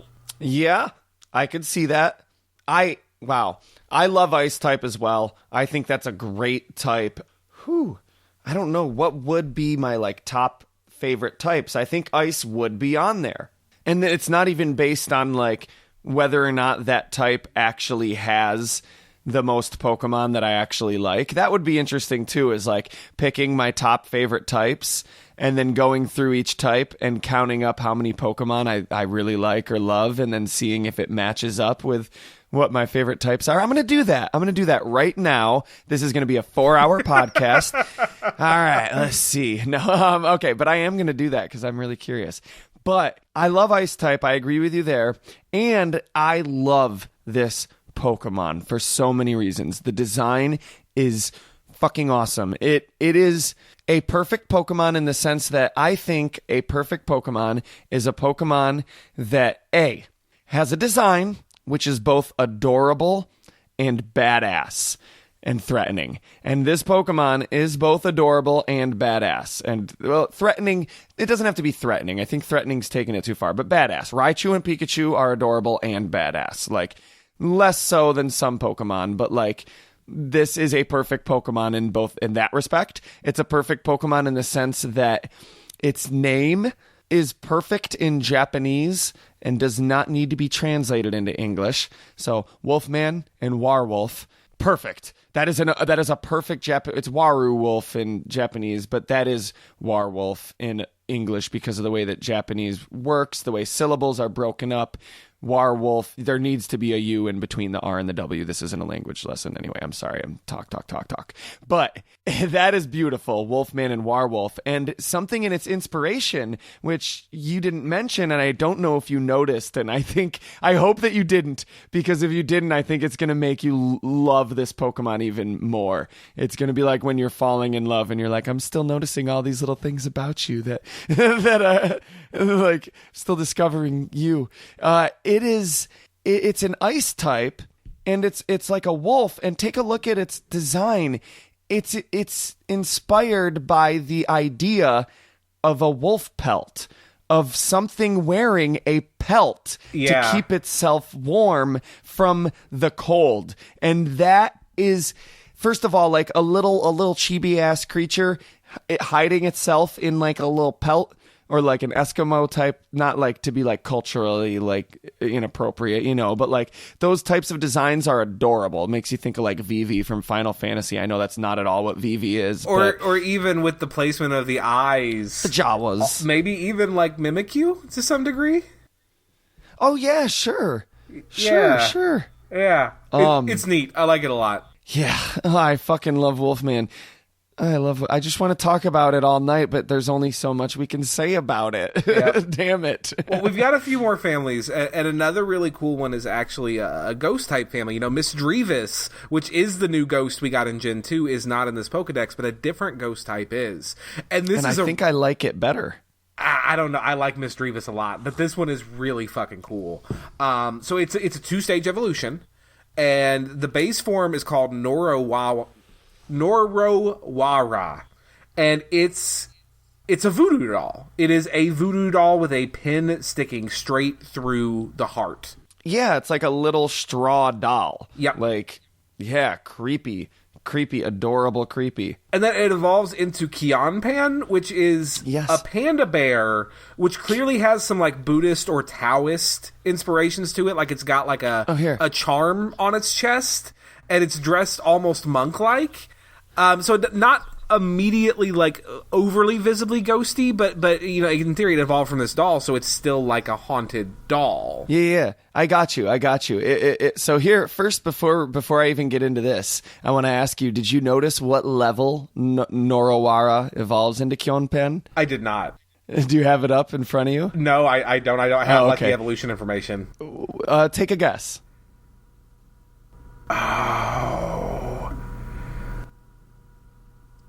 34. 34? Lower. 29? Lower. 20. Lower. 15? Lower. 8?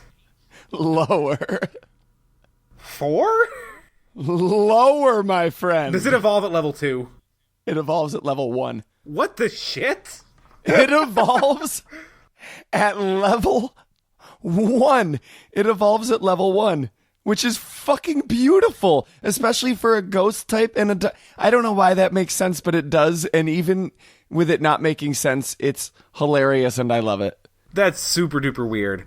But yeah, it's a cool design. I mean, obviously they went back to the haunted doll eventually. That's what Sheppet and Bennett are. So once again, not being wasteful, recycling ideas, if not designs, in later lines.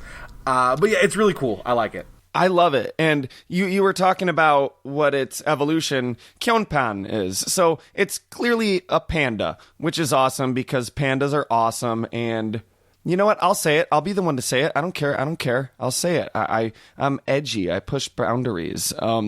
We need more panda Pokemon. Like, don't get me wrong. Pancham, whatever, is great. I love it. But pandas are just fucking one of the greatest creatures on Earth.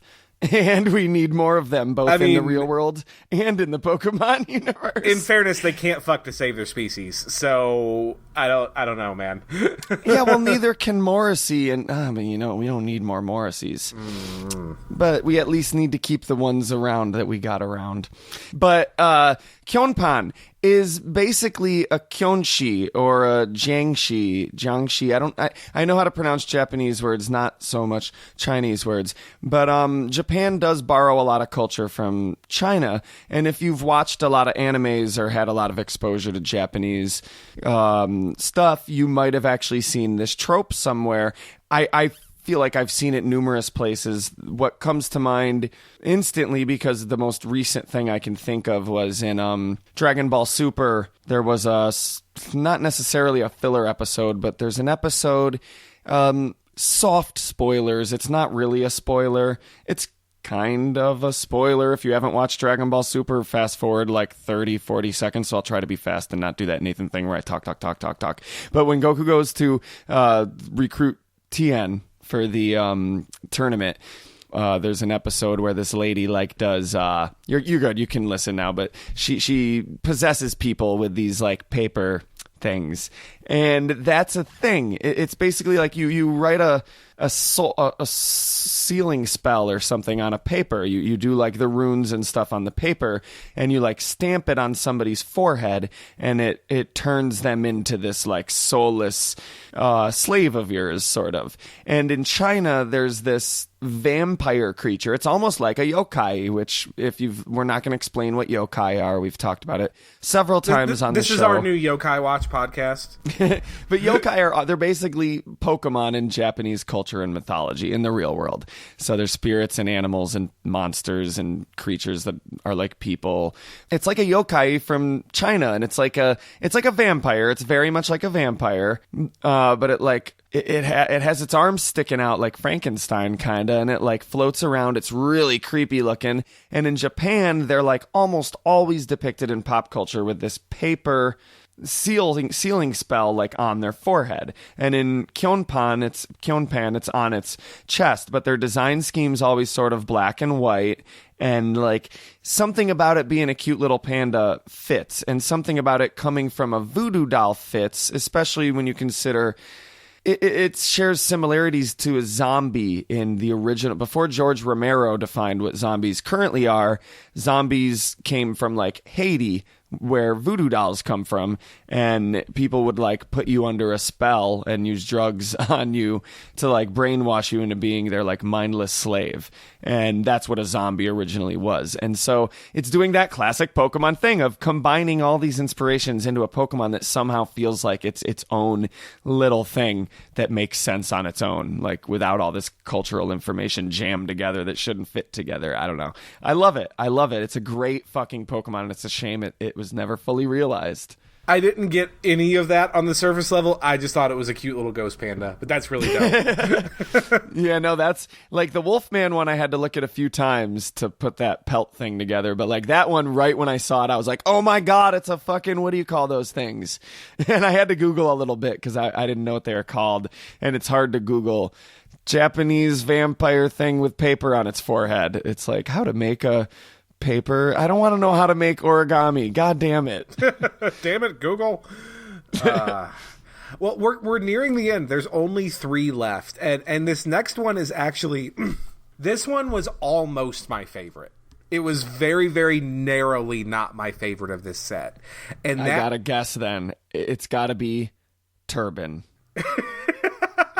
No, we can do Turban next. That's fine, but no, Turban is not. I thought that was almost your... No, I kid. Well, sure, I interjected it. That's we fine. Might as well. That's totally Turban's fine. basically just the shell which Slowbro and Slowking like evolves with, like uses. It looks like Cloyster.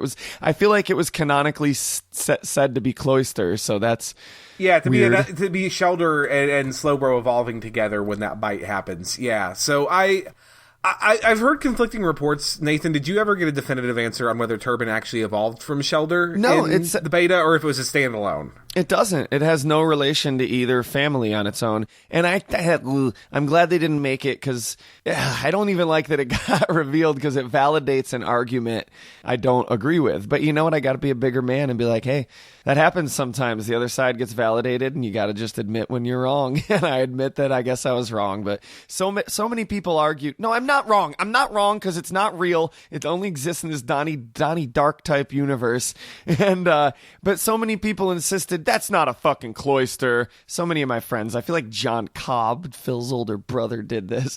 I was like, that's not a Cloyster. That's not a Shelder. Look at it. It's clearly something else. And I'm like, and he's like, they should make that a Pokemon. And I'm like, no, they shouldn't. That's what it is. It's those two Pokemon symbiotically evolving together. But it looks like they were going to define it as its own species. Which is kind of cool and kind of neat in the Pokemon mythos, but I think it almost works better as just kind of this unexplained phenomenon. Like, is it really a Shelder that just evolves weird in contact with Slowpoke? Is it something different that we just never see by itself? We'll never know. And that's kind of cool in and of its own, I think. The only thing that I wish they did is I wish that they made it that you had to have a Shelder or a Cloyster or whatever on your team with the Slowpoke in order for it to evolve, and then you would lose that Pokemon. Like, I think that would be awesome. From the perspective of someone who likes when Pokemon does cool things, yes, that would be dope. From the perspective of someone who Nuzlocks for a quote-unquote living, that would be a fucking nightmare. All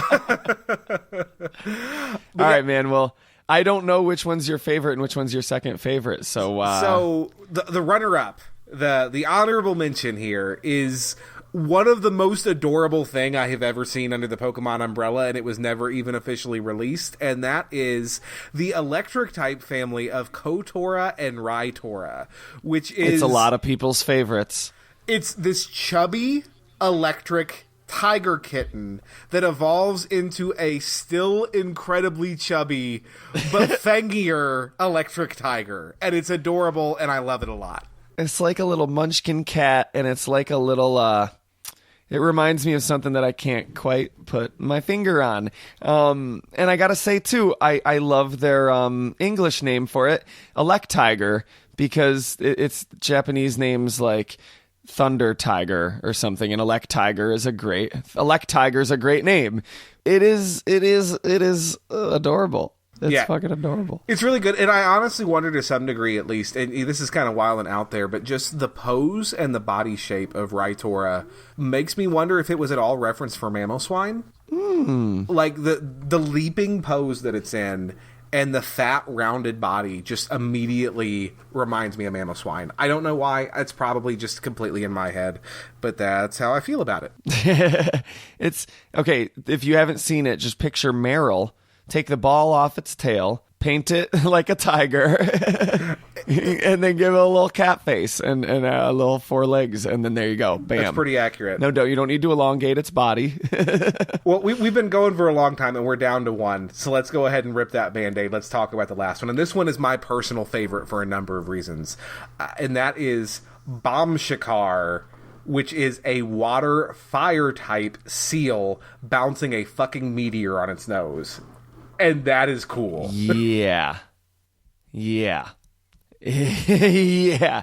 We've never got a fire water type, have we? We have once. It's a mythic. We didn't get fire water type together until Generation 6 with the mythic Volcanion. Oh, yeah, that's right. That thing's underwhelming. Well, still, you're talking 20 years of Pokemon before we saw this type combination used, and it was on the drawing board for Generation 2. This shit is fucking cool. Yeah, it's a seal. It's like a red-orange seal balancing a fucking, like, flaming meteor or a bomb on its nose. Yeah, I can see why it would be your favorite. That's awesome. Yeah, and also, awesome. That's colored by the fact that I am a competitive player, that I do, like, play on Showdown at a competitive level, and Water Fire is an incredible typing together. Like, there's a lot of benefit there. So, it's cool. It's really cool that it was considered this early. I love it. Man, This is the coolest thing. Like I said, like it overshadowed the fucking Nintendo Switch announcement. Like, I'm so happy to have this as a piece of Pokemon mythology. And of course, if there is any further developments on, the legitimacy of this, if it turns out this was a hoax, keep listening and I will follow up and establish and make that clear. I hope we never know. I kind of love that it's this, because it seems really clear to me that it's real. And if it were any less clear to me that it was real, it might bother me that we can't know for sure. But since it seems so clear to me, I like that there's still a little bit of mystery there, Yeah, absolutely. It's great the way it is. It's great that this is a thing that is going to survive and that we know about it. And hopefully, again, Game Freak is talking a little bit more about their developmental processes and ideas that they had early on. Maybe they'll open that door a little bit more as time goes on and give us more peeks kind of behind the curtain. Because I feel like there's value there. There's value for us as fans. There's value for kids who dream of making their own games one day to just see all the stuff that gets left on the proverbial cutting room floor. Yeah. And all the different iterations designs go through before they're successful. Like, there's just a lot of value here. Ugh, it's so cool. It's so cool. It's so cool. But yeah, again, if you are interested in this leak, if you want to check out any of these resources for yourself, if you want to thank the dope people who are dedicating their time and their effort into making this stuff available to all of us, be sure to check out the Cutting Room Floor. Check out their website, which is tcrf.net. Check them out on Twitter. Again, the specific team over at the Cutting Room Floor that is working on this project is at Team Spaceworld on Twitter. Absolutely. Please show them some support and, man, have fun with this. Like, have fun with this. And I'm not, you know what I hate? I hate when YouTubers are like, who's your favorite Batman villain? Let me know in the comments below, and let me know why you wish they were on. Like, I never feel more talked down to and patronized and feel more like my intelligence has been insulted. But I legitimately mean it when I say I want to know what you think. Like, we've got a relatively small pool of listeners, and it's ever growing. And I love each and every one of them. And I have a lot of fun when you guys decide to reach out to me and talk about it. And we've got a long list of people who have sent in their teams. We've been asking our listeners to send in their teams that I haven't gotten to your guys' teams in a few episodes, and I promise I will be soon. It's just that it's late and I'm super backed up on my podcast production. But I thank you, and please keep an eye on secretroommultimedia.com for more. Jolly, what are you guys up to lately? Yeah, absolutely. So I don't know how relevant this is going to be by the time this airs, but currently over at Blastburn Radio, we're in the middle of our Generation 4 series. We're in the middle of our playthroughs of Pokemon Diamond, Pearl, and Platinum, which has been a whole lot of fun. We're absolutely crushing it. Be sure to check it out. Again, the podcast is everywhere that you find podcasts: Stitcher, Google Play, iTunes, Spotify. It's Blastburn Radio. And be sure to check us out on Twitch. We're live. Between the three of our hosts, we are live almost every day of the week. You can find me personally at twitch.tv/jollybynature. Yeah, it's a lot of fun. I've been on the show a couple times now. I was just recently on, if you listened all the way to the end, a couple episodes ago, you heard a short clip of it, and I really encourage you to go listen to our entire we had a big discussion about the ethics of video game emulation, and it became a discussion on so much more, just ethics in general, and that's fun. Oh man, me and Phil got into a debate on ethics in general on the Facebook page. Like it's gorgeous if you like to read. It's a lot of ranting on the philosophical implications of Pokeballs and murder and racism, and it's really interesting. So I really urge you to get involved with the Blastburn Radio community and get involved with the Silph Radio community, and keep the cross-pollination going. It's beautiful. I love you guys, and I can't wait to collaborate with you guys again. Thanks for coming back to the secret room, my friend. Absolutely. Thank you for having me. I hope to have you on again soon. From the secret room, there's so much more to say, but we have to put an end to this now. So from the secret room, I am Nathan Capisser. And I'm Steven Charbonneau. Thank you for listening. Long live the Poke Gods.